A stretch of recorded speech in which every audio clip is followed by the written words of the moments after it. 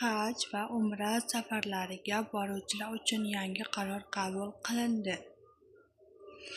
Haj va Umraga borish uchun endi yagona portal orqali ro'yxatdan o'tish majburiy etib belgilandi. Bu haqda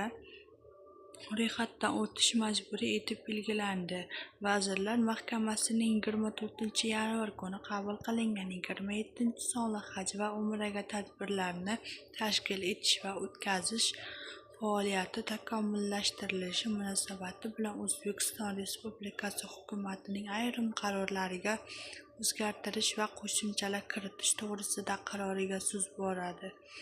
Qayd etilishicha, mazkur hujjat bilan respublikada Haj va Umra yagona portali ishga tushirilgan. Endilikda ziyoratga borish istagida bo'lgan fuqarolar uchun ushbu portal orqali ro'yxatdan o'tish majburiy etib belgilangan.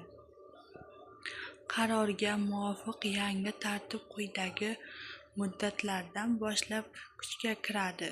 2026-yil 1-fevraldan boshlab Haj tadbiriga, 2026-yil 1-maydan boshlab Umra tadbiriga borish portallarida ro'yxatdan o'tish